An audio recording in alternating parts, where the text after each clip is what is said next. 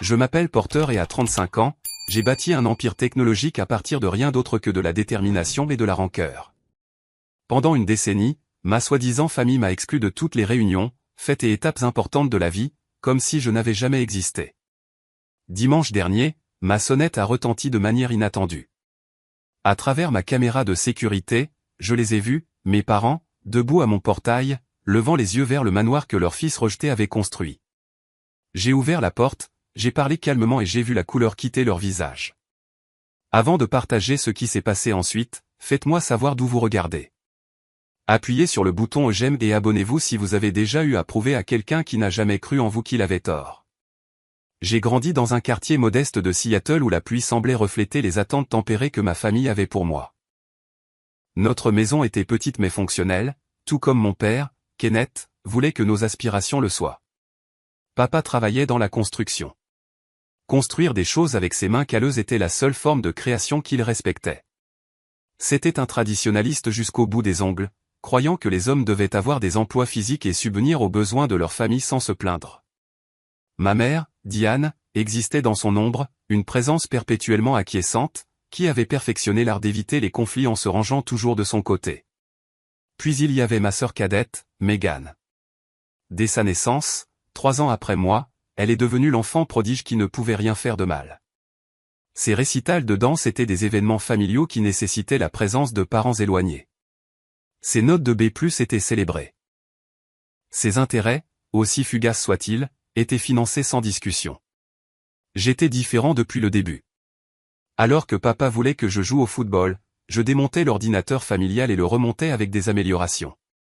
Quand il ramenait des maquettes de voitures à construire ensemble, je codais mes premiers programmes de base. La déception dans ses yeux m'est devenue aussi familière que mon reflet. Les garçons ne restent pas assis à l'intérieur toute la journée, disait-il en ouvrant brusquement les stores de ma chambre. Ce n'est pas naturel. Maman ajoutait doucement. Peut-être essayer quelque chose auquel ton père peut s'identifier, Porter. Mon adolescence n'a fait qu'élargir le fossé. Au lycée, j'excellais sur le plan scolaire, mais j'avais des difficultés sur le plan social. Mes intérêts pour la programmation et la technologie faisaient de moi une cible facile pour les brutes. Quand je suis rentré à la maison avec le nez en sang après avoir défendu ma réputation de geek de l'informatique, mon père ne m'a pas réconforté. Peut-être que si tu t'endurcissais un peu, il ne s'en prendrait pas à toi, a-t-il suggéré en se retournant vers l'événement sportif qui clignotait sur notre télévision. Le schéma est devenu clair très tôt. Les activités de Megan avaient toujours la priorité. Quand elle avait un match de football, la famille y assistait, quand j'avais une compétition de robotique, je prenais le bus seul. Leur calendrier tournait autour de son emploi du temps, tandis que le mien était au mieux une pensée après coup. Le point de rupture de mon adolescence est survenu quand j'avais 17 ans. Après des mois de nuit blanche, j'avais créé un programme qui analysait les schémas de circulation pour optimiser les itinéraires des transports en commun. Ce n'était pas révolutionnaire, mais c'était assez impressionnant pour remporter le concours technologique de l'État, me valant la reconnaissance de plusieurs universités prestigieuses. La cérémonie de remise des prix était prévue un samedi après-midi de mai. J'avais rappelé mes parents pendant des semaines, encerclant même la date sur le calendrier de la cuisine. Le matin de l'événement, je suis descendu dans ma seule bonne chemise à boutons pour trouver mes parents se précipitant dans la panique. Le professeur de danse de Megan a déplacé son récital à aujourd'hui, a expliqué maman en épinglant un corsage sur le juste au corps de ma sœur. Nous pensions que c'était le week-end prochain. Mais ma cérémonie, ai-je commencé? Papa m'a coupé. C'est son grand solo, Porter. Il y aura d'autres foires scientifiques.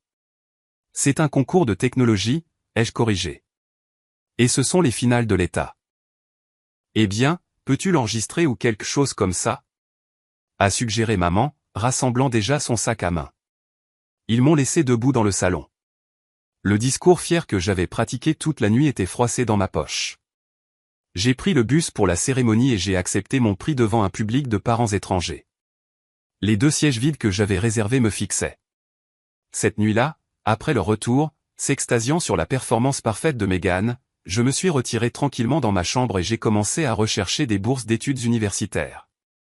J'avais réalisé quelque chose de fondamental. Si je voulais du soutien, je devrais me le fournir moi-même. Quand les lettres d'acceptation sont arrivées, je me suis retrouvé face à un autre obstacle. On m'avait offert l'admission à plusieurs excellents programmes, mais avec seulement des bourses partielles. Le reste des frais de scolarité nécessiterait soit des prêts, soit une aide familiale. L'informatique, a ricané papa quand je lui ai montré les formulaires d'aide financière. Qu'est-il arrivé à l'ingénierie? Au moins, c'est un vrai diplôme. La technologie est l'avenir, papa, ai-je argumenté. Les salaires de départ sont plus élevés que la plupart des postes d'ingénieur. Alors, tu peux gagner tout cet argent tout de suite, hein? Alors pourquoi nous demandes-tu de l'aide? Sa logique était délibérément circulaire, conçue pour me piéger. Finalement, ils ont offert une fraction de ce qu'ils avaient déjà engagé pour le futur programme d'art du spectacle de Meghan. Ce n'était pas suffisant. Plutôt que de m'endetter lourdement, j'ai pris la décision difficile de différer mon inscription et de prendre une année sabbatique pour gagner l'argent moi-même. Cette année s'est avérée plus précieuse que n'importe quelle salle de classe n'aurait pu l'être. En travaillant dans un magasin d'électronique, j'ai rencontré Raymond, un ingénieur logiciel à la retraite qui venait régulièrement parcourir les derniers gadgets. Il m'a remarqué en train de lire des livres de programmation pendant mes pauses et s'est intéressé à ma situation. L'éducation est importante, m'a dit Raymond un jour autour d'un café. Mais la vision et la motivation sont ce qui séparent les personnes qui réussissent de celles qui sont simplement éduquées. Raymond est devenu le mentor que j'avais toujours désiré, offrant des conseils, des relations et finalement un emploi à temps partiel dans son cabinet de conseil. Pour la première fois, quelqu'un investissait dans mon potentiel plutôt que de le rejeter. Ce goût de soutien était enivrant et rendait le retour à la maison chaque soir à l'indifférence de mes parents d'autant plus amer. À l'âge de 20 ans, j'avais économisé assez pour ma première année d'université, mais je reconsidérais mon chemin.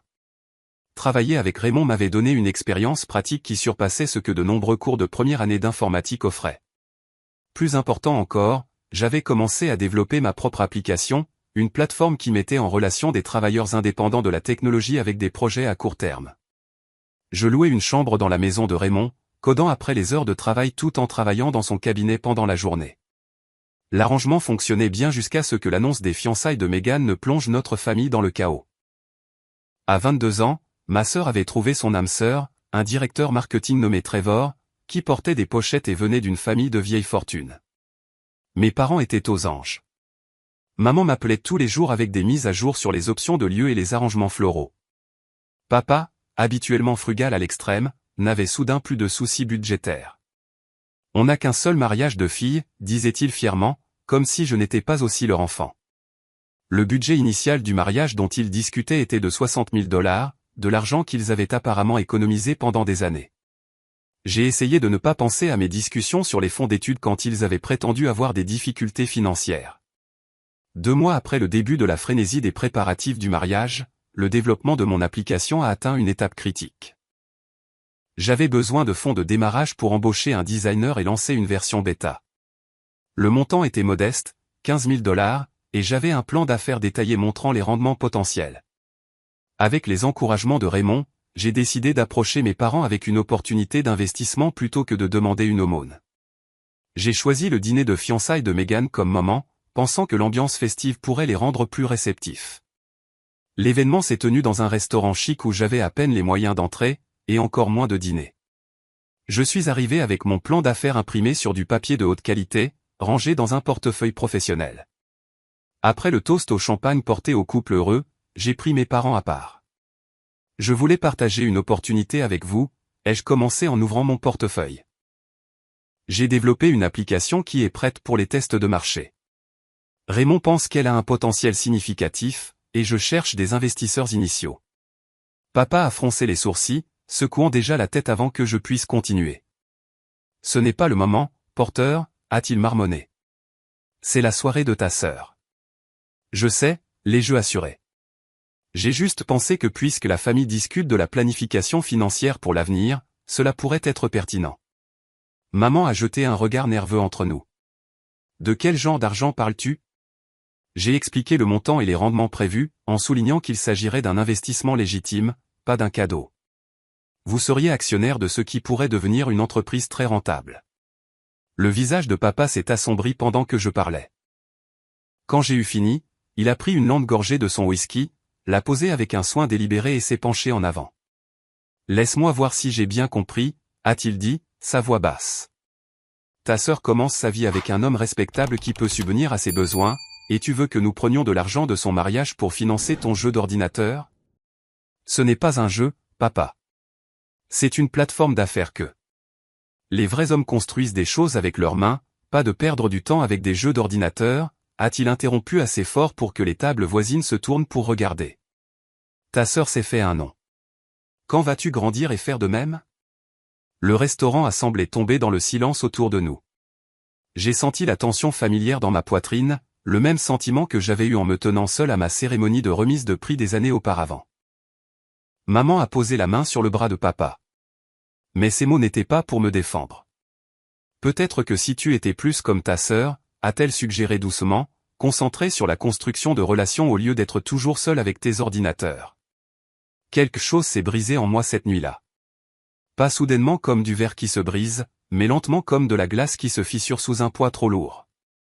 J'ai regardé mes parents, vraiment regardé, et je les ai vus clairement pour peut-être la première fois. Ils n'allaient pas changer. Aucune réalisation ne serait jamais suffisante pour gagner leur approbation, car le problème n'avait jamais été mes choix. C'était moi. Je me suis excusé de la table, je suis allé à ma voiture et j'ai conduit directement chez Raymond. Le matin, j'avais emballé tout ce que je possédais dans ma voiture, juste mon ordinateur portable, des vêtements et quelques livres. J'ai laissé une note remerciant Raymond pour son mentorat et expliquant que j'avais besoin d'un nouveau départ quelque part sans distraction. 3 jours plus tard, je m'installais dans un appartement exigu avec 2 colocataires dans une ville axée sur la technologie à 400 miles de là. J'ai pris un emploi dans une start-up locale pendant la journée et j'ai travaillé sur mon propre projet la nuit. Les heures étaient épuisantes, mais chaque minute passée à construire mon avenir était une minute non passée à ressasser mon passé. Le premier Noël loin de la maison a été plus difficile que je ne l'avais prévu. Non pas parce que les réunions de famille me manquaient. Celles-ci avaient toujours été des exercices pour se sentir exclu tout en étant physiquement présent. Mais parce que la finalité de ma décision m'a frappé, j'étais vraiment seul maintenant. J'ai envoyé une carte de Noël à Megan avec ma nouvelle adresse. Elle n'a jamais répondu. En février, j'ai découvert via les réseaux sociaux que je n'avais pas été invité à son mariage. Des photos sont apparues montrant toute ma famille élargie, des cousins que je connaissais à peine. Des parents éloignés d'autres États, tous réunis pour célébrer. Tout le monde sauf moi. L'exclusion m'a piqué, mais c'est la nature désinvolte de celle-ci qui m'a vraiment blessé. Il n'y avait eu aucune confrontation, aucun reniement formel.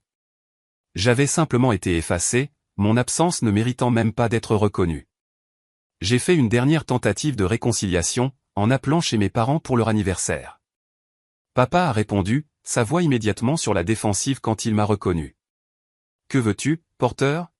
« Juste pour te souhaiter un joyeux anniversaire », ai-je répondu en essayant de garder un ton léger. « Comment allez-vous tous les deux ?»« Nous allons bien », a-t-il dit sèchement. « Avais-tu besoin de quelque chose ?» Le message ne pouvait pas être plus clair. J'étais une obligation, une interruption indésirable. Après quelques autres échanges guindés, j'ai mis fin à l'appel et j'ai pris une décision. Je mettrai toute mon énergie à construire mon propre succès. Si ma famille ne pouvait pas voir ma valeur, je créerais une vie si indéniable que leur rejet deviendrait leur perte, pas la mienne. Alors que le printemps se transformait en été, j'ai découvert via les réseaux sociaux de Megan que mes parents avaient organisé une réunion de famille dans leur chalet au bord du lac, le même chalet où j'avais passé les étés de mon enfance à pêcher avec mon grand-père. Il y avait des photos de barbecue, de promenades en bateau, de cousins jouant à des jeux. J'ai reconnu des visages que je n'avais pas vus depuis des années. Je n'avais même pas reçu un SMS à ce sujet. Ce fut la première exclusion de nombreuses. Année après année, je découvrais les réunions de famille après coup. Les dîners de Thanksgiving, les célébrations de Noël, les réunions d'été, les fêtes d'anniversaire de nièces et neveux que je n'avais jamais rencontrés. Chaque fois, le message était le même. La famille était complète sans moi. Les liens familiaux étant rompus, je me suis jeté dans le travail avec une intensité qui frisait l'autodestruction. Mes colocataires me voyaient rarement. J'étais soit à mon travail de jour, soit penché sur mon ordinateur portable au café ouvert 24h24 en bas de la rue. Le sommeil est devenu un luxe que je ne pouvais pas me permettre, et les repas étaient tout ce que je pouvais consommer en codant. 6 mois après le début de cette routine, j'ai rencontré Jason lors d'un meet-up tech local.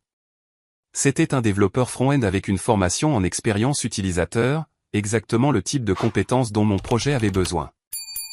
Après avoir entendu mon pitch, il est resté après minuit à discuter des possibilités. Ton concept est solide, a-t-il dit en esquissant des idées d'interface sur une serviette en papier. Mais le flux utilisateur a besoin de travail. Les gens veulent de la connexion sans complexité. Jason est devenu plus qu'un collaborateur. C'était le premier vrai ami que je me suis fait depuis que j'ai quitté la maison. Contrairement à ma famille, il voyait de la valeur dans mes idées et me poussait à les affiner plutôt qu'à les abandonner. Nous nous complétions parfaitement, mon expertise en back-end avec sa brillance en front-end. Nous avons appelé notre application Bridgework parce qu'elle comblait le fossé entre les freelances de la tech et les entreprises ayant besoin de talents à court terme. Le concept n'était pas révolutionnaire, mais notre approche était différente. Nous nous sommes concentrés sur des micro-projets à rotation rapide qui pouvaient être achevés en quelques heures ou jours, pas en semaines ou en mois. Convaincre les investisseurs s'est avéré plus difficile que prévu. L'économie des petits boulots est saturée, disait-il, ou les plateformes de freelance sont une course vers le bas. Nous avons entendu « non » 37 fois avant de recevoir notre premier « peut-être ». Pendant ce temps, je m'épuisais au travail. Mon travail de jour couvrait le loyer et les dépenses de base, mais laissait peu pour les coûts de développement. J'ai pris des quarts de travail le week-end dans un magasin d'électronique local, ironiquement similaire à l'endroit où j'avais rencontré Raymond, juste pour me permettre l'espace serveur et les licences logicielles dont nous avions besoin. Jason était tout aussi engagé, dormant sur mon canapé pendant 3 mois lorsque son bail a expiré et que les appartements dans notre gamme de prix étaient rares. Nous vivions de ramen et de détermination, codant souvent jusqu'à l'aube avant de nous rendre à nos emplois respectifs. Notre première vraie percée est survenue 9 mois plus tard, lorsque Bridgework a remporté un concours régional de start-up avec un prix de $5000. Ce n'était pas suffisant pour quitter nos emplois, mais cela a validé notre concept et a ouvert des portes à des opportunités de réseautage dont nous avions désespérément besoin. Un incubateur technologique nous a offert un espace de travail à prix réduit et un mentorat en échange d'une petite participation au capital. Nous avons accepté immédiatement, reconnaissant de la légitimité que l'association nous apportait. Avec une véritable adresse de bureau et des cartes de visite, nous ressemblions enfin à une entreprise respectable, même si notre compte en banque suggérait le contraire. Tout au long de cette période de croissance, l'exclusion de ma famille a continué à jeter une ombre sur mes réalisations. Chaque étape semblait incomplète sans quelqu'un avec qui la partager. Jason célébrait chaque victoire avec enthousiasme, mais ce n'était pas la même chose que d'avoir une famille qui vous a connu toute votre vie exprimer sa fierté de votre parcours. Un soir, alors que je procrastinais sur un morceau de code particulièrement difficile, j'ai commis l'erreur de consulter la page Facebook de Megan. Là, affiché en bonne place, se trouvait un album photo intitulé « Week-end au chalet familial au bord du lac ». Les eurodatages montraient que cela s'était produit quelques jours plus tôt. J'ai fait défiler des images de mes parents, l'air plus âgés mais toujours reconnaissables, jouant avec 2 petits-enfants. Les enfants de Megan, ma nièce et mon neveu que je n'avais jamais rencontrés. Il y avait des cousins, des tantes, des oncles, tous réunis autour d'un feu de camp. Tout le monde avait l'air heureux, complet. Personne ne semblait me manquer. Les photos ont déclenché une dépression qui a duré des semaines. Je me suis renfermé, même de Jason, travaillant mécaniquement mais sans passion. Finalement, il m'a confronté. « Tu es un zombie depuis presque un mois », a-t-il dit en me barrant le chemin de la porte un soir. Que se passe-t-il? Je n'avais pas beaucoup parlé de ma situation familiale à Jason. Il était plus facile de dire que nous n'étions pas proches que d'expliquer que j'étais systématiquement effacé. Mais ce soir-là, épuisé et émotionnellement à vif, je lui ai tout raconté. Les affronts de l'enfance, la compétition avec Megan, le rejet final, l'exclusion continue des événements familiaux. Au lieu d'offrir des platitudes sur le temps qui guérit toutes les blessures, Jason a écouté. Quand j'ai eu fini, il n'a pas dit que ma famille reviendrait ou que je devrais essayer de me réconcilier. Au lieu de cela, il a dit quelque chose qui a complètement changé ma perspective.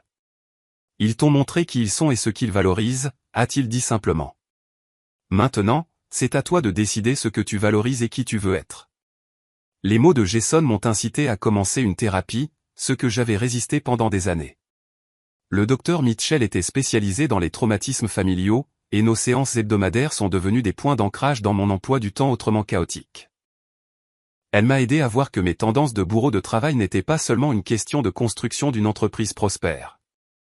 C'étaient des tentatives de prouver ma valeur à des gens qui avaient déjà décidé de ne pas l'avoir. Le succès ne guérira pas ces blessures, m'a-t-elle dit. Seule la reconnaissance de celle-ci et la construction de liens sains le feront. Peu à peu, j'ai commencé à construire ce que les thérapeutes appellent une famille choisie, des relations basées sur le respect mutuel et l'attention sincère plutôt que sur l'obligation biologique. Jason en était la pierre angulaire. Mais bientôt, notre cercle s'est élargi pour inclure d'autres fondateurs de start-up, des mentors de l'incubateur, et finalement un petit groupe d'amis qui se réunissaient pour des dîners mensuels où il était interdit de parler de travail. Alors que ma vie personnelle se stabilisait, Bridgework a pris de l'ampleur. Un blog technologique nous a présenté dans un article sur les plateformes de freelance innovantes, faisant grimper notre nombre d'utilisateurs de 30% du jour au lendemain. Nous avons obtenu notre premier investissement significatif, assez pour embaucher 3 employés et enfin nous verser des salaires modestes. Le jour où nous avons pu quitter nos emplois de jour a été comme une remise de diplôme, l'indépendance et la justification réunies en une seule. Nous avons célébré en passant de notre espace d'incubateur à un véritable bureau. Rien d'extraordinaire, mais entièrement à nous. Le panneau sur la porte indiquant « Bridgework Technology » était peut-être la plus belle chose que j'ai jamais vue. La même semaine, j'ai appris via les réseaux sociaux d'un cousin que mon père avait pris sa retraite de la construction avec une fête à laquelle toute la famille élargie avait assisté. L'exclusion ne m'a plus surpris, mais elle faisait encore mal, une douleur sourde plutôt que la douleur aiguë qu'elle avait été autrefois. Le contraste entre mon succès professionnel croissant et le rejet familial continue à créer une dissonance cognitive que j'ai eu du mal à concilier. Comment pouvais-je être digne d'un investissement en capital risque, de la confiance des employés et de la reconnaissance de l'industrie, mais toujours pas digne d'une place à la table de ma famille? Le docteur Mitchell a suggéré un changement de perspective. Leur rejet n'est pas la preuve de votre manque de valeur. C'est la preuve de leur capacité limitée à valoriser ce qui est différent de leurs attentes. Ce recadrage a aidé, mais le vide persistait pendant les vacances et les étapes importantes de la vie. Quand Bridgework a atteint son premier million d'utilisateurs, il n'y avait personne de mon passé à appeler qui comprendrait ce que ce voyage m'avait coûté. Pourtant, le succès a continué à s'appuyer sur le succès. Notre base d'utilisateurs a augmenté de façon exponentielle à mesure que le bouche-à-oreille se propageait. Nous nous sommes étendus sur les marchés internationaux, nécessitant des équipes travaillant sur différents fuseaux horaires. Soudain, l'entreprise qui avait commencé dans un café employait 50 personnes, puissant. Lorsqu'un grand conglomérat technologique a exprimé son intérêt pour notre acquisition, Jason et moi avons passé des nuits blanches à débattre de nos options. Finalement, nous avons décliné l'offre, mais nous avons accepté leur investissement à une valorisation qui nous a rendus millionnaires sur le papier. L'injection de liquidité nous a permis de nous développer plus rapidement que nous ne l'avions jamais imaginé. Pendant tout ce temps, j'ai gardé un œil sur ma famille de loin, un fantôme numérique observant leur vie à travers le filtre des réseaux sociaux. Meghan a eu un 3e enfant. Mes parents ont célébré leur 35e anniversaire de mariage avec une croisière. Les réunions de famille se sont poursuivies chaque été au chalet au bord du lac, documentées méticuleusement en ligne comme pour diffuser leur complétude sans moi. Je n'ai jamais commenté ni aimé ces publications. J'ai juste regardé, de plus en plus détaché, comme si j'observais des personnages dans un film plutôt que des gens qui partageaient mon sang. Ma thérapeute a appelé cela un progrès, mais parfois, cela ressemblait à un abandon. À mon 30e anniversaire, Bridgework était passé d'une start-up dépenaillée à une force technologique légitime. Nous étions passés à plus de 500 employés sur 3 continents. Notre plateforme facilitait des millions de transactions mensuelles entre des freelances et des clients. Les publications de l'industrie qui ignoraient autrefois nos emails demandaient maintenant des interviews exclusives. L'introduction en bourse était l'idée de Jason. J'étais hésitant, devenir public signifiait un examen minutieux, des actionnaires, des attentes trimestrielles, mais l'afflux potentiel de capitaux nous permettrait de nous étendre sur de nouveaux marchés et de développer des fonctionnalités dont nous rêvions depuis nos jours d'esquisse sur des serviettes en papier. Après des mois de préparation, de réunions sans fin avec les souscripteurs et plus de documents juridiques que je n'en avais vu de ma vie, Bridgework Technology a fait ses débuts en bourse. Le jour de la cloche d'ouverture reste surréaliste dans ma mémoire. Regardez le symbole de notre entreprise apparaître sur le grand tableau, les toasts au champagne avec nos premiers investisseurs et le moment où mon téléphone m'a alerté que ma valeur nette avait franchi la barre des 9 chiffres. J'étais devenu riche au-delà de tout ce que j'aurais pu imaginer en quittant la maison avec juste un ordinateur portable et un sac de sport. La sécurité financière m'a permis d'acheter la maison que j'avais toujours voulu. Pas seulement une maison, mais une déclaration. J'ai choisi un manoir moderne dans le quartier le plus exclusif de la ville, un monument de verre et d'acier à la hauteur du chemin que j'avais parcouru. 6 chambres, 8 salles de bain, une piscine à débordement avec vue sur la ligne d'horizon, un home cinéma et, plus important encore, un bureau à domicile ultramoderne conçu pour ressembler à l'appartement exigu où Bridgework est né. Un rappel de ne jamais oublier la fin qui m'avait animé. La maison semblait vide au début. 5000 pieds carrés, c'est beaucoup d'espace pour une personne. Je l'ai rempli de meubles soigneusement sélectionnés, d'œuvres d'art de créateurs émergents et de technologies qui automatisaient tout, du contrôle climatique à la préparation du café. Mais les chambres déco sont des chambres déco, peu importe à quel point elles sont meublées avec luxe. Mon succès a attiré l'attention des médias. Les magazines d'affaires ont publié des profils me qualifiant de prodiges de la technologie et de millionnaires autodidactes. Un article particulièrement flatteur incluait une photo d'enfance que j'avais fournie sans en considérer les conséquences, elle provenait de vacances en famille, bien que j'ai recadré mes parents et ma sœur. Cet article a conduit à une demande de connexion LinkedIn inattendue de Megan. Elle ne m'a pas envoyé de message, s'est simplement connectée silencieusement, observant mes mises à jour professionnelles depuis la périphérie de ma vie numérique. J'ai accepté mais je n'ai pas pris contact. Que dirais-je après une décennie de séparation ? Félicitations pour les enfants que je n'ai jamais rencontrés, ou, comment se passent les réunions de famille auxquelles je ne suis jamais invité ? Malgré l'épanouissement professionnel, ma vie personnelle est restée un travail en cours. Les rencontres se sont avérées difficiles. Mes problèmes de confiance créaient des murs que peu pouvaient franchir, et mes tendances de bourreau de travail n'avaient pas entièrement disparu malgré le fait de ne plus être financièrement nécessaire. Je sortais occasionnellement, mais j'évitais les liens plus profonds, trouvant toujours des raisons pour lesquelles les relations ne fonctionneraient pas à long terme. Ce schéma s'est brisé lorsque j'ai rencontré Amanda lors d'une refonte de notre application mobile. Elle avait été engagée comme graphiste contre les liens plus profonds, trouvant toujours des raisons pour lesquelles les relations ne fonctionneraient pas à long terme. Ce schéma s'est brisé lorsque j'ai rencontré Amanda lors d'une refonte de notre application mobile. Elle avait été engagée comme graphiste contractuel, initialement pour un projet de 2 semaines qui s'est étiré sur des mois tant ses contributions se sont avérées précieuses. Contrairement aux autres personnes avec qui je suis sorti, Amanda ne semblait ni impressionnée par mon succès ni intimidée par mon intensité. Lors d'une session de conception tardive, elle m'a reproché de micro-gérer son travail. « Vous m'avez embauché pour mon expertise », a-t-elle dit calmement. « Alors, soit vous y faites confiance, soit vous trouvez quelqu'un d'autre. » Sa franchise était rafraîchissante. Nous avons commencé à prendre un café en dehors du travail, puis des dîners, puis des week-ends ensemble. 6 mois plus tard, elle a quitté son appartement pour emménager dans mon manoir, remplissant l'espace de rire et de chaleur qu'il n'avait jamais connu. Amanda venait d'une famille très unie, et leur acceptation facile de moi a mis en évidence tout ce que la mienne m'avait refusé. La première fois que sa mère m'a serré dans ses bras et a dit qu'elle était heureuse que sa fille ait trouvé quelqu'un qui appréciait son esprit, j'ai dû m'excuser pour reprendre mes esprits dans la salle de bain. C'est Amanda qui a doucement suggéré que je pourrais trouver la guérison et la reconnexion avec ma famille. Pas pour eux, a-t-elle précisé, mais pour toi. La clôture ne signifie pas toujours la réconciliation. J'ai résisté à l'idée pendant des mois, mais elle a planté une graine. Par curiosité ou masochisme, peut-être les deux, j'ai fait des recherches sur mes parents en ligne. Papa avait pris sa retraite de la construction comme prévu. Maman apparaissait occasionnellement dans des photos de journaux communautaires pour ses activités de club de jardinage. Ils vivaient toujours dans la même maison, bien que les registres de propriété aient montré qu'une deuxième hypothèque avait été contractée 3 ans plus tôt. Plus surprenant a été la découverte que Megan avait obtenu un diplôme en commerce et travaillait maintenant comme gestionnaire de compte dans une agence de marketing régionale. Ses réseaux sociaux montraient des photos de familles heureuses, mais aussi des indices de tension financière, des références à des vacances à petit budget et à des petits boulots de vente d'artisanat personnalisés en ligne. Sur un coup de tête, j'ai créé anonymement des fonds d'études pour ses 3 enfants.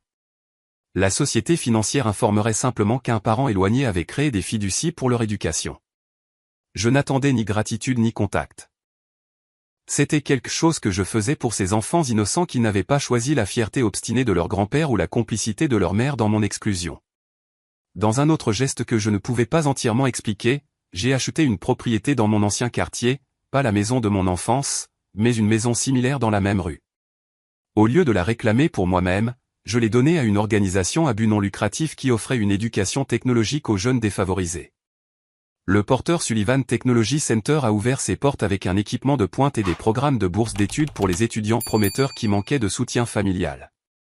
Ces actions ont apporté une certaine satisfaction, mais semblaient incomplètes. Amanda les a appelées des « cadeaux non reconnus », des offrandes à une famille qui ne pouvait ou ne voulait pas les reconnaître. Elle avait raison, mais je n'étais pas prêt pour un contact direct. La peur du rejet restait trop puissante, même amortie par la richesse et le succès. À l'approche de mon 35e anniversaire, Amanda a suggéré une célébration chez nous. Pas une fête somptueuse avec des centaines d'associés, mais un rassemblement intime de notre famille choisie. Jason et sa femme, ma thérapeute, le docteur Mitchell et son mari, des collègues devenus des amis, des voisins dont nous nous étions rapprochés, des gens qui connaissaient à la fois mon succès et mes luttes, et qui m'appréciaient pour les deux. La fête était tout ce que je ne savais pas que j'avais besoin. De la bonne nourriture, des conversations significatives, pas de prétention ni d'agenda de réseautage. Alors que la soirée se transformait en nuit, Amanda m'a pris à part sur le balcon surplombant les lumières de la ville. J'attendais le bon moment, a-t-elle dit en prenant mes mains dans les siennes. Et te regarder aujourd'hui, entouré de gens qui te voient vraiment, me semble juste. Elle s'est mise à genoux et a ouvert une petite boîte contenant une alliance en platine. Porter Sullivan, veux-tu m'épouser? L'inversion des rôles m'a fait rire à travers des larmes soudaines. Bien sûr, elle me demanderait en mariage. Amanda n'avait jamais été du genre à attendre que quelqu'un d'autre prenne les devants. J'ai dit oui, la tirant immédiatement dans une étreinte alors que nos amis applaudissaient depuis l'embrasure de la porte où ils regardaient pas si secrètement. Les fiançailles ont rendu tout le reste de ma vie plus vif, plus déterminé. Nous avons commencé à planifier un mariage au printemps, débattant des lieux et des listes d'invités. La question de ma famille flottait tacitement entre nous. Les inviterais-je après tout ce temps?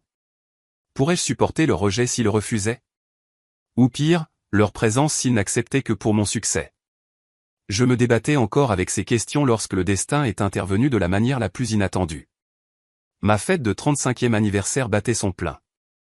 Amanda avait transformé notre maison en une célébration des étapes importantes.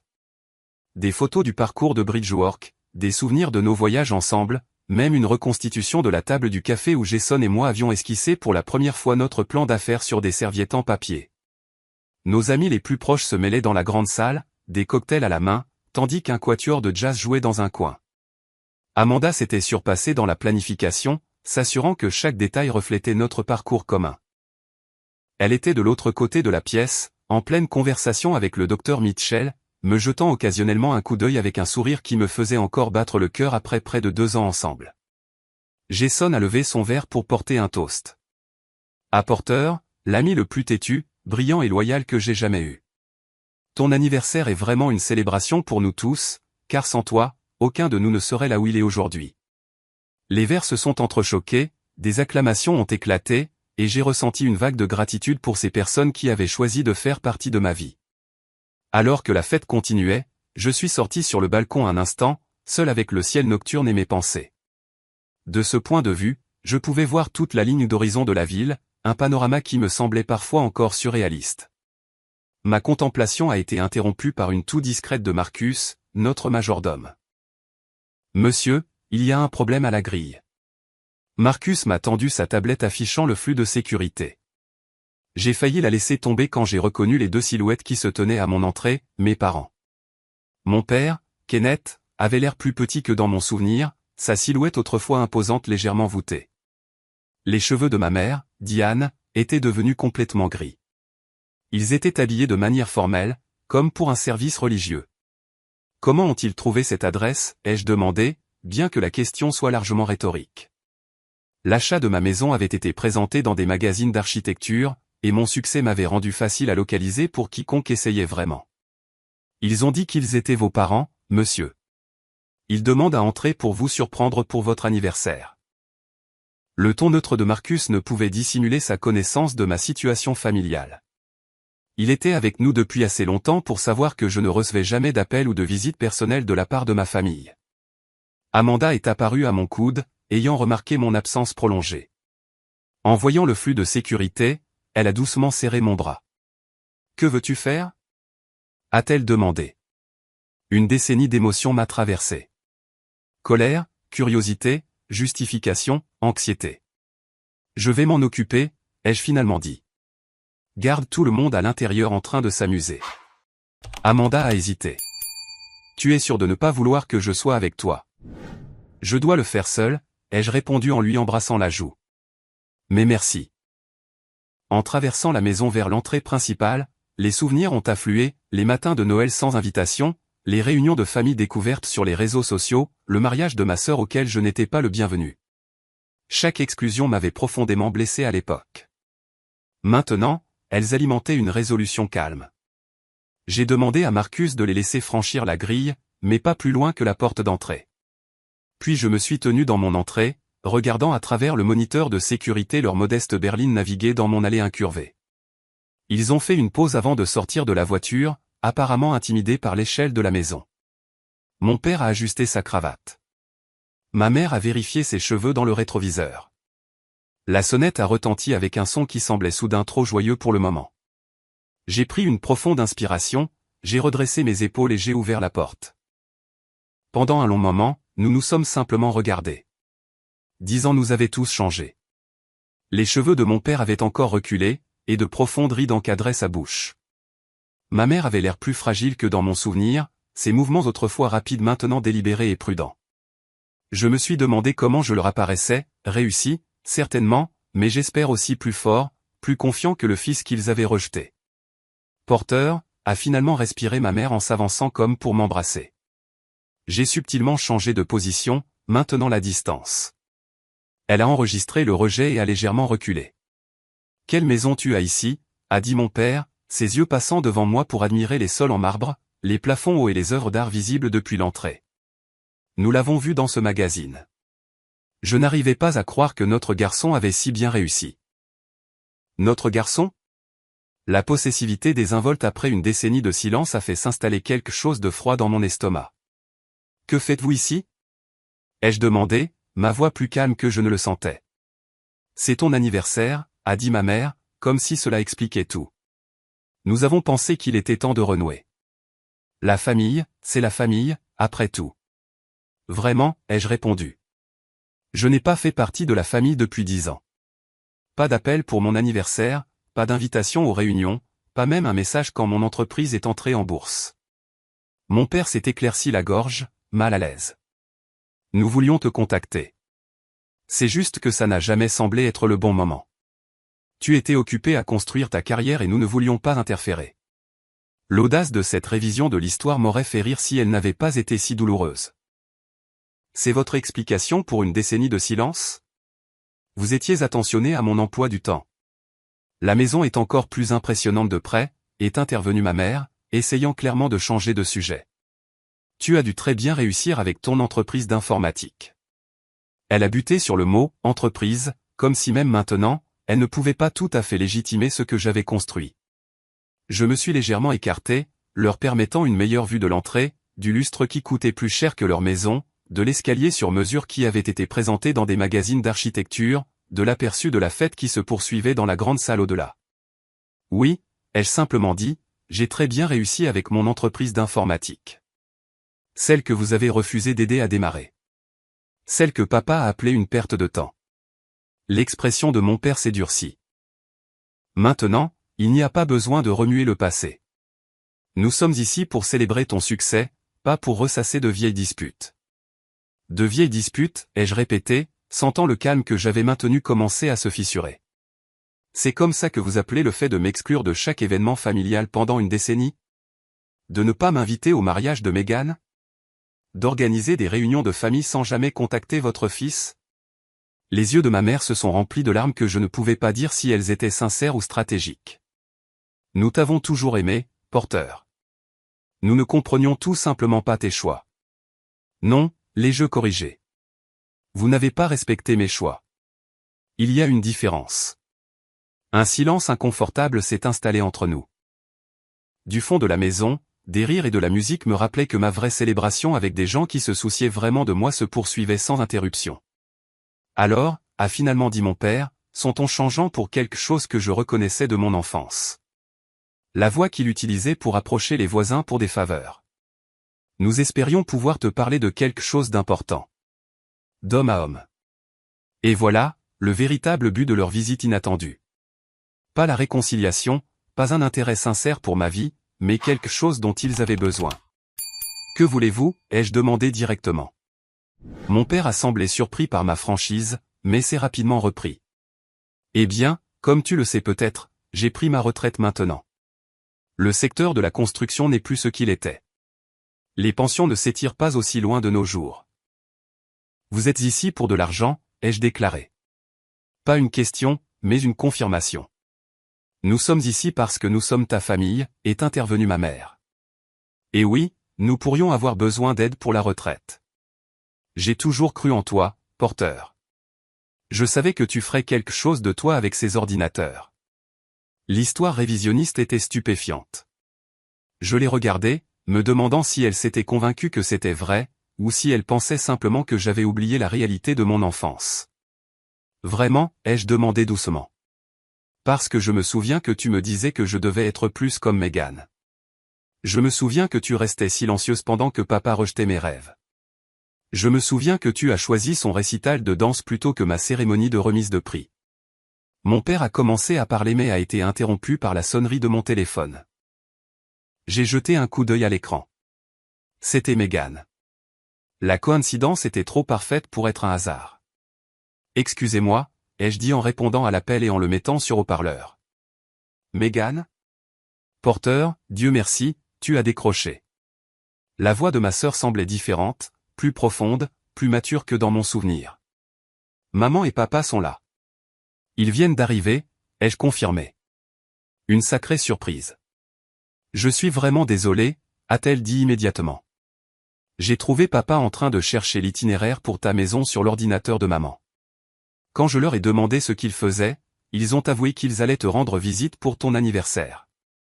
Mes parents ont échangé des regards alarmés. Megan, que se passe-t-il, ai-je demandé. Un lourd soupir est venu du haut-parleur. Ils ont des difficultés financières depuis des années. L'épargne retraite de papa a été durement touchée par le krach boursier et ils ont contracté une deuxième hypothèque pour payer des choses qu'ils ne pouvaient pas se permettre. Ils demandent des prêts à des membres de la famille depuis des mois. Quand ils ont vu cet article de magazine sur ta maison. Tu n'avais aucun droit d'interférer. A sèchement répondu mon père au téléphone. C'est entre Porter et nous. Non, papa, a répondu fermement Megan. Vous essayez de l'exploiter après l'avoir traité terriblement pendant des années. C'est mal et je ne serai plus complice. La révélation flottait dans l'air entre nous.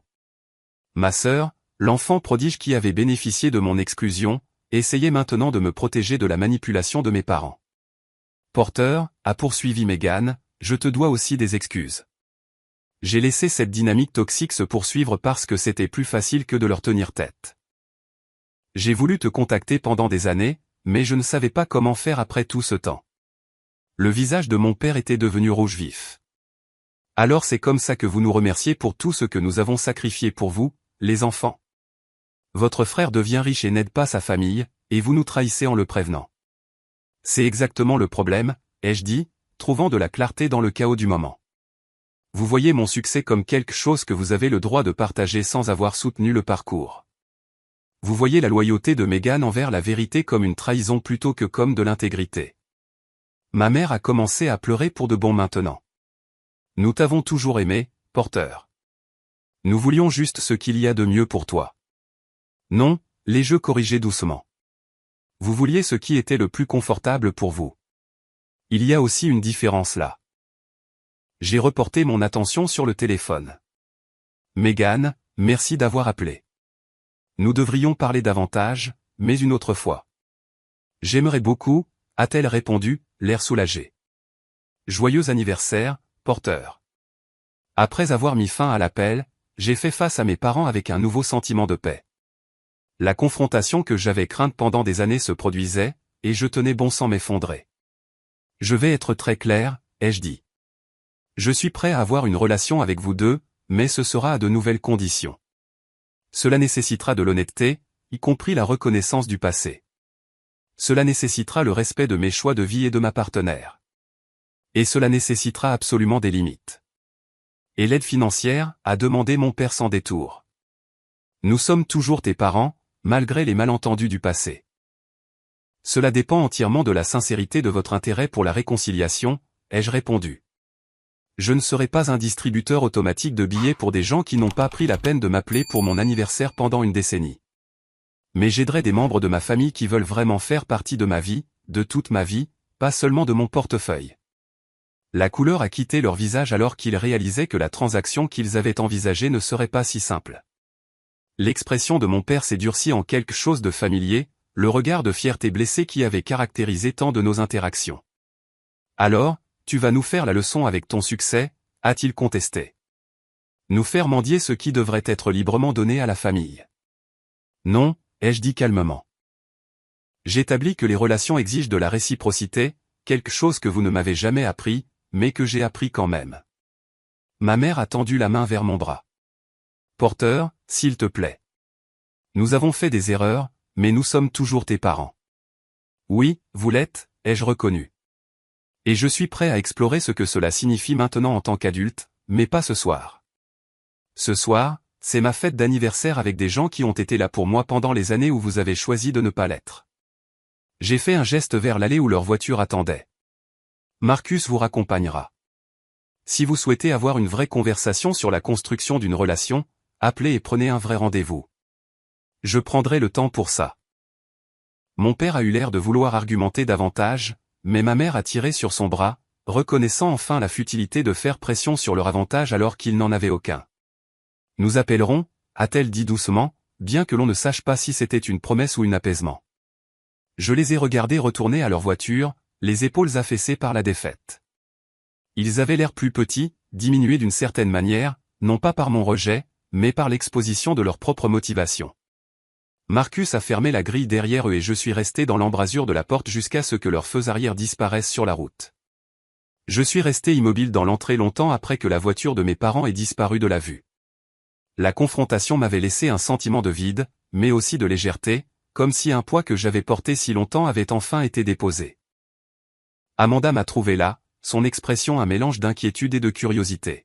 « Ça va » a-t-elle demandé en passant son bras dans le mien.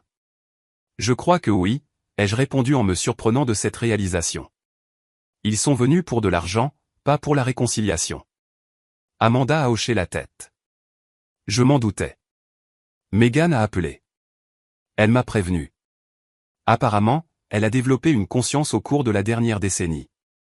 En me ramenant vers la fête, Amanda a gardé la voix basse. Tu veux qu'on abrège? Je peux trouver des excuses aux invités. J'ai réfléchi à l'offre, tenté par la perspective d'une réflexion tranquille, mais j'ai finalement secoué la tête. Non, j'ai passé assez de ma vie à les laisser perturber mon bonheur. C'est ma fête avec la famille que j'ai choisie. En rentrant dans la grande salle, j'ai été immédiatement enveloppé par la chaleur de la présence de mes amis. Si quelqu'un a remarqué ma brève absence ou mon air distrait, il a eu la grâce de ne pas le mentionner. Jason, cependant, me connaissait trop bien pour être dupe. Il m'a acculé près du bar pendant qu'Amanda était occupée avec d'autres invités. La sécurité m'a appelé quand tes parents sont arrivés, a-t-il admis en nous versant un whisky à tous les deux. J'ai pensé que tu ne voudrais pas d'intervention, mais j'étais prêt si nécessaire. J'ai souri à sa protection. Il y a 10 ans, j'aurais peut-être eu besoin de renfort. Ce soir, je m'en suis chargé. Et, a-t-il demandé. Et il voulait une aide financière sans reconnaître aucun méfait, ai-je résumé. Le manuel du narcissique classique. L'expression de Jason s'est assombrie. Après tout ce qu'ils t'ont fait subir. La partie surprenante, c'est que Megan a appelé pour me prévenir, ai-je interrompu. Elle s'est excusée pour son rôle dans la dynamique familiale. Les gens peuvent grandir, a concédé Jason. Bien que je croirai à sa sincérité quand je verrai une action cohérente. Nous avons été interrompus par la sonnerie de mon téléphone. Megan à nouveau. M'excusant, je suis allé dans mon bureau pour prendre l'appel. 2 fois en une nuit, ai-je répondu. C'est plus de communication que nous n'en avons eu en une décennie. Ils sont furieux, a dit Megan sans préambule. Sa voix était tendue par le stress. Papa me traite de traître. Maman pleure sur des enfants ingrats. C'est comme s'ils avaient complètement réécrit l'histoire dans leur esprit. C'est leur spécialité, ai-je répondu. Ça va? Un rire amer est venu de la ligne. Ne devrais-je pas te demander ça? C'est toi qu'ils ont pris en embuscade le jour de ton anniversaire. J'ai eu des années de thérapie pour me préparer à ce moment, ai-je dit, à moitié en plaisantant. Tu as été dans la cocotte minute tout ce temps. La ligne est restée silencieuse un moment. Avant que Meghan ne reprenne la parole, sa voix plus petite. J'aurais dû te contacter il y a des années. Après le mariage de Meghan, après la première réunion de famille à laquelle tu n'as pas été invité. Je savais que c'était mal, mais c'était plus facile de les suivre. Pourquoi as-tu appelé pour me prévenir ce soir, ai-je demandé, sincèrement curieux de savoir ce qui avait finalement motivé son intervention. Les voir comploter pour t'exploiter a été mon point de rupture, a-t-elle admis. Mais aussi, mon aîné a commencé à poser des questions sur son oncle. L'oncle qu'il n'a jamais rencontré, mais dont l'entreprise fabrique les applications que ses amis utilisent. Cela m'a fait réaliser à quel point j'ai laissé leur toxicité façonner la vie de mes enfants aussi. La mention de mes nièces et neveux a suscité quelque chose d'inattendu. Un désir de lien que je ne m'étais pas autorisé à vouloir. Quel âge ont-ils maintenant ? 8, 6 et 4 ans, a répondu Meghan. Ce sont des enfants extraordinaires, porteurs. Intelligents, curieux. L'aîné est obsédé par les ordinateurs. En fait, il tient de son oncle. Un neveu qui partageait mes intérêts. L'ironie ne m'a pas échappé. J'aimerais les rencontrer un jour. J'aimerais beaucoup ça aussi, a-t-elle dit. Et je pouvais entendre l'espoir sincère dans sa voix. Peut-être pourrions-nous nous rencontrer quelque part de neutre, juste nous deux, sans les parents. Commencer petit et voir où ça mène. Le rameau d'olivier a été tendu sans attente, contrairement à l'approche conditionnelle de mes parents. Je serais ouvert à ça, ai-je convenu avec prudence. Il y a autre chose que tu devrais savoir, a poursuivi Meghan.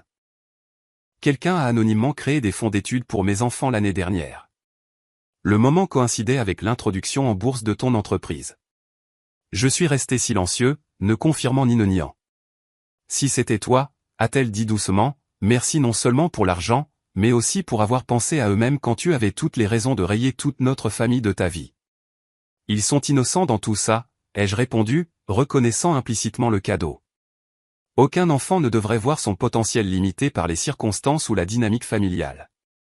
Nous avons convenu de nous rencontrer le mois suivant dans un lieu neutre, un restaurant familial à mi-chemin entre nos maisons. Après avoir mis fin à l'appel, j'ai rejoint ma fête d'anniversaire avec des émotions mitigées. La confrontation avec mes parents s'était déroulée en grande partie comme prévu, mais le changement de cœur apparent de Meghan était quelque chose auquel je ne m'étais pas préparé. La fête s'est poursuivie jusque tard dans la nuit, se terminant avec des amis proches s'attardant autour de digestifs dans la bibliothèque, les conversations s'écoulant facilement entre des sujets personnels et professionnels. Ces personnes, ma famille choisie, avaient été là pendant mes moments les plus sombres et mes plus grands triomphes. Leur présence était un témoignage de liens construits sur le respect mutuel plutôt que sur des liens de sang obligatoires.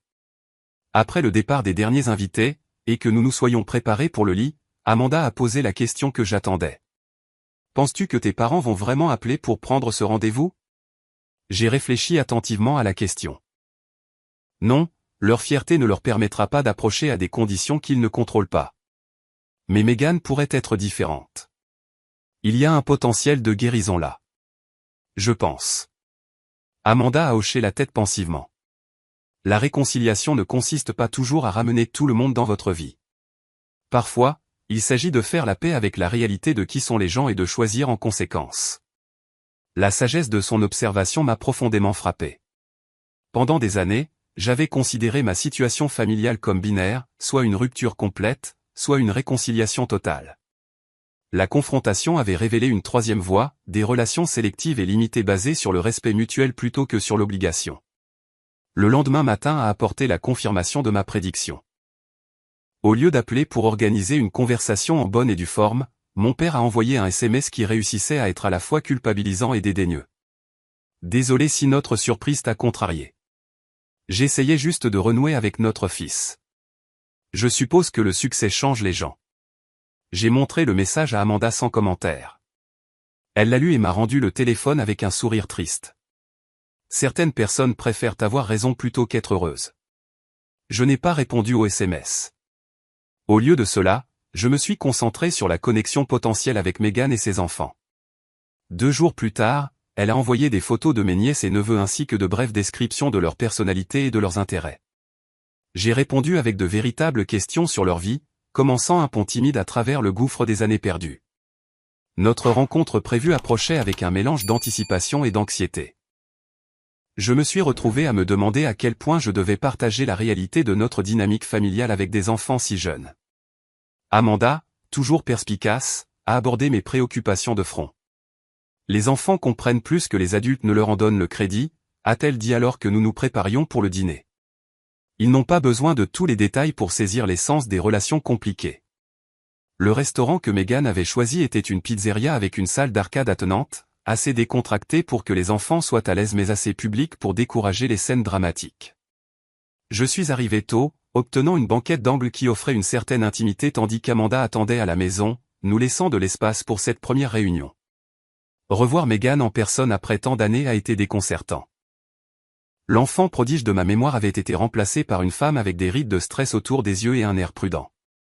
Ses enfants se sont regroupés autour d'elle, 2 filles avec ses cheveux blonds et un garçon qui, étonnamment, avait la même expression sérieuse que je reconnaissais de mes propres photos d'enfance.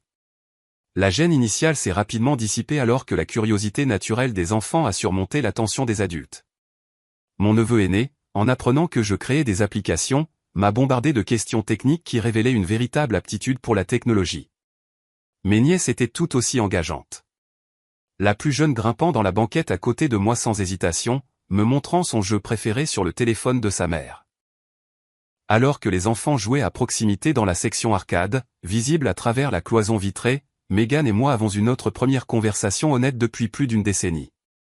J'étais complice de leur traitement envers toi, a-t-elle admis en remuant distraitement sa boisson. J'ai bénéficié d'être la favorite, et il était plus facile d'accepter ce rôle que de le remettre en question. Nous étions tous les deux des enfants dans un système malsain, ai-je répondu. La différence, c'est que tu as dû y rester alors que je me suis échappé. Megan a jeté un coup d'œil à ses enfants, un mélange d'amour et d'inquiétude traversant ses traits. J'essaie de briser le cycle avec eux, en m'assurant qu'ils sachent que leur valeur n'est pas conditionnelle à la satisfaction des attentes ou à l'adaptation à un moule. C'est tout ce que nous pouvons faire. Reconnaître les schémas et choisir des chemins différents, ai-je dit, réalisant à quel point la thérapie avait façonné ma perspective. À la fin du dîner, un accord tacite s'était formé entre nous. Notre relation serait reconstruite lentement, à ses propres conditions, séparée de l'influence de nos parents. Les enfants m'avaient instantanément adopté comme leur oncle tech, extrayant des promesses de cours de codage et de recommandations d'applications. En nous séparant sur le parking, Megan a hésité avant de parler. Ils ne changeront pas, tu sais, maman et papa. Ils sont incapables de voir comment leurs actions t'ont affecté. Je sais, ai-je reconnu. J'ai fait la paix avec cette réalité. Mes attentes sont alignées sur qui ils sont réellement, pas sur qui j'aimerais qu'ils soient. Elle a hoché la tête, comprenant exactement ce que je voulais dire parce qu'elle avait parcouru le même chemin. Même heure le mois prochain, a-t-elle suggéré.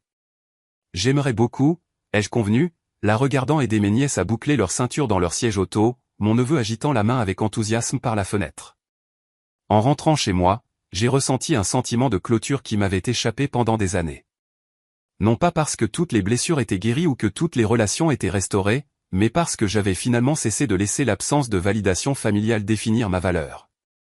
J'avais construit une vie riche de liens sincères, d'épanouissement professionnel et de croissance personnelle. Non pas en dépit du rejet de ma famille, mais parce que cela m'avait forcé à découvrir ma propre force. Mes parents ont fait 2 autres tentatives de contact au cours des semaines suivantes, toutes 2 des demandes à peine voilées d'aide financière enveloppées dans un intérêt performatif pour ma vie. J'ai répondu avec des limites polies mais fermes, offrant des conversations de renforcement des relations mais rien de plus jusqu'à ce que cette fondation soit établie. Ils ont finalement cessé de me contacter, ne voulant pas s'engager à des conditions qu'ils ne pouvaient pas contrôler. La confrontation d'anniversaire est devenue un tournant plutôt qu'un point final. Elle a marqué le moment où j'ai vraiment compris que la famille est définie par le comportement, pas par la biologie, par la façon dont les gens se traitent les uns les autres, pas par les hasards de la naissance qui les relient. 2 semaines après ma confrontation d'anniversaire, Megan et moi nous sommes rencontrés dans un café tranquille à mi-chemin entre nos maisons. Sans enfants présents, nous pouvions parler plus librement de notre passé commun et de nos expériences divergentes de la même famille. Elle a apporté des photos de ses enfants grandissant, des images des années que j'avais manquées, tandis que je partageais des histoires sur la construction de Bridgework à partir de rien. Je t'en voulais, a-t-elle admis en remuant son latte. Quand tu es parti et que tu as construit cette vie incroyable, j'ai pensé que tu avais choisi la facilité. Il m'a fallu des années pour réaliser que rester était en fait le choix le plus facile pour moi, même avec toutes les contraintes. Et je t'en voulais d'être l'enfant parfait qu'il voulait, ai-je avoué, d'avoir apparemment tout eu sur un plateau pendant que je me battais pour des miettes d'attention. Meghan a ri sans humour. Parfait signifiait docile. Chaque décision préapprouvée, chaque ambition soigneusement contenue dans leur zone de confort. Sais-tu que je voulais étudier le commerce à l'université? Papa a insisté sur l'éducation parce que c'était plus convenable pour une mère. Cette révélation a changé quelque chose dans ma compréhension de notre histoire commune. Alors que j'avais été ouvertement rejeté, Meghan avait été acceptée sous condition, aimée pour sa volonté de se conformer plutôt que pour qui elle était vraiment. Des blessures différentes, mais des blessures néanmoins. Nous jouions tous les deux les rôles qu'il nous avait assignés, ai-je observé, l'enfant prodige et le mouton noir. La théorie des systèmes familiaux, a hoché la tête Meghan. Ma thérapeute l'appelle aussi comme ça. La découverte que nous avions tous les deux cherché une aide professionnelle pour traiter notre éducation a créé un autre lien inattendu entre nous. Nos parents nous avaient involontairement unis par le travail de guérison que leur comportement avait rendu nécessaire. Au cours des mois suivants, notre relation fraternelle s'est prudemment reconstruite. Nous avons établi une tradition de dîner mensuel, parfois avec ses enfants, parfois sans. J'ai appris à connaître mes nièces et mon neveu, me délectant de leur personnalité distincte et observant les schémas familiaux que nous étions tous les deux déterminés à briser. Ma relation avec Amanda s'est approfondie à mesure que les plans de mariage avançaient. Sa famille m'a accueilli sans réserve. Son père offrant les conseils et le soutien paternel que le mien m'avait refusé. Leur acceptation a mis en évidence à quoi pouvaient ressembler des dynamiques familiales saines. Soutenir sans être envahissant, aimer sans condition. La question de savoir s'il fallait inviter mes parents à notre mariage a provoqué de longues discussions. Amanda, toujours pragmatique, a offert sa perspective. Inviter aux mêmes conditions que celles que tu as établies pour toute relation, avec des limites claires et des attentes réalistes. Après mûre réflexion, j'ai envoyé des invitations formelles à mes parents et à la famille de Meghan. La note qui accompagnait celle de mes parents était directe. Ils étaient les bienvenus en tant qu'invités qui respectaient notre célébration, pas en tant que parties intéressées cherchant une aide financière ou tentant de réécrire notre histoire. Leur réponse est arrivée 2 semaines plus tard, une carte de réponse laconique avec 2 cases, refus, coché. Pas de note, pas d'explication. Meghan a confirmé ce que je soupçonnais. Leur fierté ne pouvait accepter d'assister à des conditions qu'ils ne dictaient pas étonnamment, leur refus a apporté un soulagement plutôt qu'une déception. Le jour de notre mariage serait exempt de tension ou de réconciliation performative. Ce serait une célébration sincère, entourée de personnes qui avaient mérité leur place dans nos vies. Les mois précédant notre mariage ont apporté un autre développement inattendu. Le Porter Sullivan Technology Center, le bâtiment que j'avais donné dans mon ancien quartier, était florissant, offrant une éducation au codage aux jeunes défavorisés. Le directeur du programme m'a contacté pour étendre leur programme afin d'inclure le développement commercial pour les startups technologiques. Cette conversation a déclenché une vision plus large. Pourquoi ne pas créer une fondation spécialement conçue pour soutenir les jeunes entrepreneurs technologiques issus de milieux difficiles? Des gens dont les familles, comme la mienne, ne pouvaient ou ne voulaient pas fournir le soutien initial nécessaire pour lancer leurs idées. La fondation Bridgework a été lancée 6 mois après cette conversation initiale, avec pour mission de fournir non seulement un financement, mais aussi un mentorat, des ressources de développement commercial et un soutien émotionnel aux innovateurs prometteurs issus de milieux difficiles. Chaque bénéficiaire a reçu un soutien financier, des conseils professionnels et un accès à une communauté de créateurs partageant les mêmes idées. Le travail de la fondation est devenu de plus en plus significatif pour moi, une façon de transformer mes propres expériences douloureuses en opportunités pour les autres. Chaque jeune que nous avons soutenu représentait une version de moi-même à 20 ans, pleine de potentiel mais manquant de soutien structurel. À l'approche de notre mariage, Meghan a posé une question délicate lors d'un de nos dîners. Que dirais-tu de passer les vacances ensemble cette année? Juste nous, ma famille et la tienne, sans les parents. La perspective de créer de nouvelles traditions familiales, basées sur le choix plutôt que sur l'obligation, m'a profondément séduit. Notre premier Thanksgiving en tant que famille reconstruite a été initialement gênant, mais finalement réparateur. Amanda a préparé le repas chez nous, tandis que les enfants de Meghan ont exploré le manoir avec un enthousiasme débridé. Mon neveu Owen, maintenant âgé de 9 ans, a passé des heures dans mon bureau à domicile, fasciné par la configuration multi-écran et posant des questions pertinentes sur la programmation. Il me rappelle toi, a observé Megan en le regardant depuis l'embrasure de la porte. La même intensité, la même curiosité. Je m'assure qu'il sache que ce sont des forces, pas des problèmes à corriger. Noël a suivi, notre premier en tant que couple marié et mon premier depuis de nombreuses années qui semblait vraiment festif plutôt qu'un rappel d'exclusion. Nous avons échangé des cadeaux attentionnés, joué à des jeux ridicules et commencé à construire des traditions qui se perpétueraient. L'absence de mes parents était perceptible, mais plus douloureuse.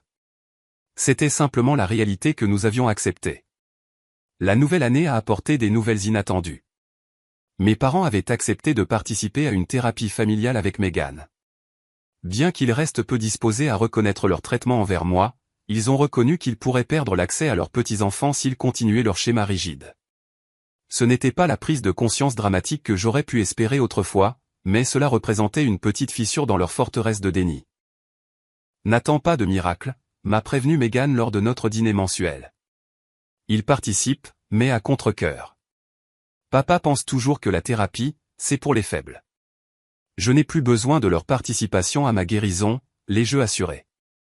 Ce navire a quitté le port il y a des années, mais je suis content qu'ils essaient pour ton bien et celui des enfants. 1 an après la confrontation à ma porte, Amanda et moi avons reçu une nouvelle qui a changé notre vie, elle était enceinte. La perspective de la paternité a déclenché à la fois de la joie et une profonde réflexion.